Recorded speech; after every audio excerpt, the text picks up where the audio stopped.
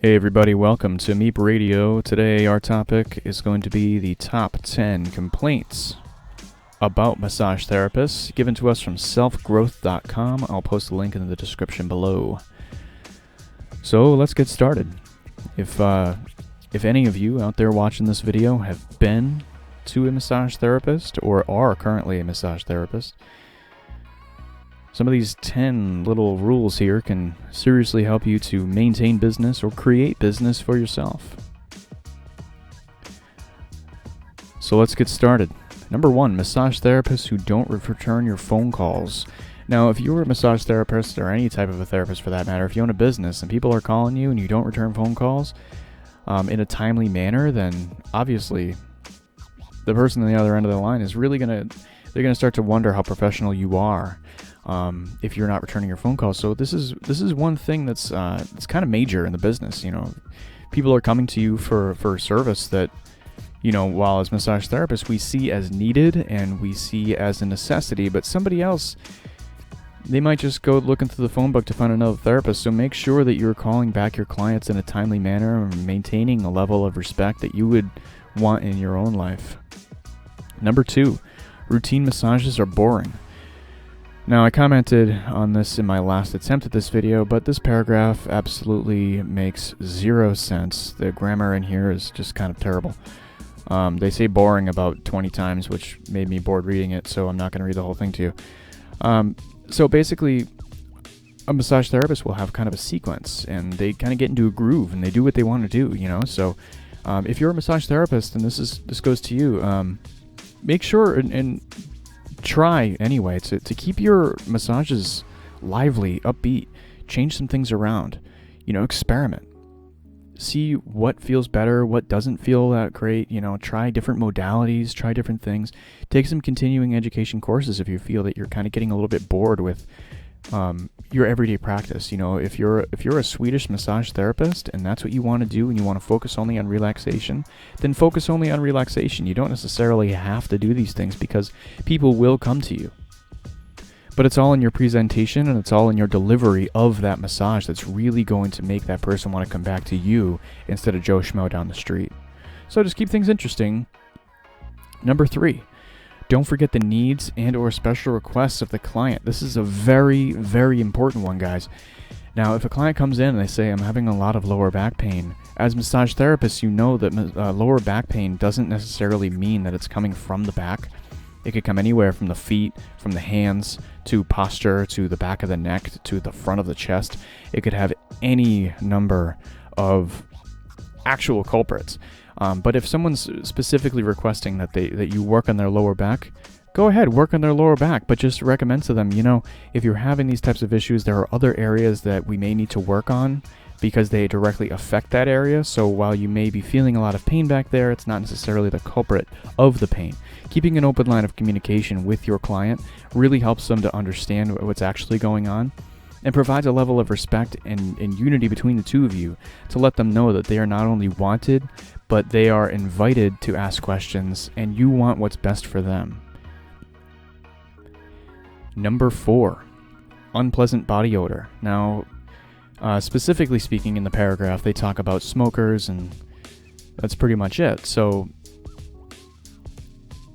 while it is a very important thing to keep in mind that you don't want to be smoking right before your client comes in, you do want to just have an overall professional appearance and not seem scuzzy. You know, it's really the bottom line of it. Don't be scuzzy. Number 5, please be on time for your clients. Now, this goes both ways. Clients, be on time for your therapist. They are there to provide you a service. They are there to do their job. If you are late, it not only represents to them that you don't care about their time, and you know that's kind of what it says. Unless something specific happened and you call them and you say, look, I'm going to be 10 minutes late, I'm so sorry, this won't happen again.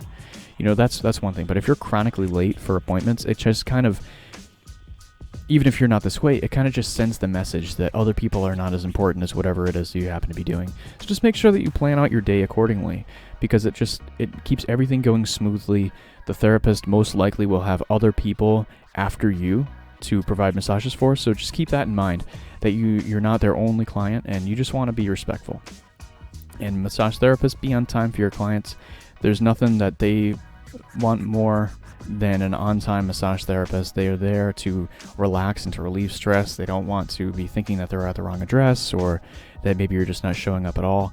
That type of embarrassment can really devalue you as a competent therapist, and also just adds more stress to their day. Number 6, don't be a chatty Cathy. Now, again, this goes on both ends. If you're the therapist in the situation and you're a talkative person, that's fine, Be talkative, have conversations with your clients, but just make sure that the conversation is open, welcoming, and invited, and that they don't just want to have a quiet time. So follow their lead, and clients, follow your own lead. I mean, if you want to talk, go ahead and talk. Just keep it appropriate. Ouch, that's too much pressure. Now, as a therapist, you don't want to be constantly applying too much pressure. Pay attention to the body and pay attention to your client. If they're saying that's too much pressure, respond to that. Lighten up. Don't call them a wimp. Don't call them a wuss or anything. Pay attention to them. You have no idea what their pain threshold is, and you also have no idea what they're feeling. Clients, if a massage therapist is using too much pressure or too little pressure for that matter, speak up.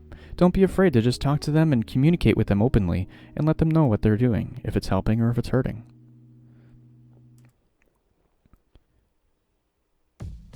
Wimpy massage is a bummer. Now, if your client keeps asking for more pressure and you can physically not provide more pressure, the paragraph is suggesting that you lower your table height. This is not something that's conducive inside of a session, really. I mean, you shouldn't have your client getting off the table to lower your table. Something that could help here in this situation, if you do need more leverage, if you're shorter in stature, is to obviously make sure that your table is set up properly beforehand. Or if you do have the benefit of a hydraulic table, you could lower the table some just to help you get some better body mechanics, and change up the way that you're doing things, especially if you're having low back pain yourself or pain in the shoulders. This is a clear and defined sign that your body mechanics are off a little bit, so just pay attention to yourself while you're doing the massage. Number 9, sharing personal problems is inappropriate. While in most cases this is so, unless you are providing a massage for a family member or a friend and you are continuing a previously had conversation. Of course, this is very dependent upon your relationship to that person and whether or not the conversation is welcome or invited. Once again, be respectful, set the boundary. Professional and personal relationships need to not cross. If you're going to visit someone who is a professional that is also your friend, while you're in that office, while you're receiving that service, treat them as a professional. Do not degrade the relationship and keep them separate. And number 10, the most important one, making inappropriate comments. These comments really just blow everybody out of the water. If you're a therapist and you're making inappropriate comments about your client, shame on you.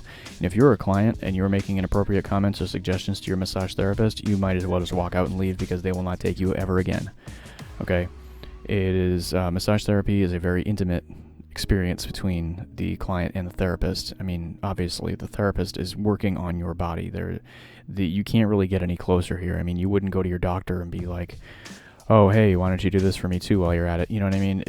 Requesting sexual favors, making sexual innuendos, all of that is very inappropriate, degrades the business, and really just is a clear sign of disrespect. So please don't do that. If you are looking for anything other than a massage at a massage therapy clinic, you are in the wrong place and you should just walk yourself out. So hopefully these 10 tips help somebody out there. If you have any more questions about massage therapy in general, or questions on how to kind of better your business, feel free. Contact me on here on YouTube, my channel Meep Radio, or you can go over to facebook.com/MeepTruthRadio. You can send me a message over there. I'm on Facebook all the time. And as always, thank you very much for watching. Make sure you like, comment, and subscribe to the video. Really makes my day interesting when I hear some comments. So thank you very much, and see you guys later.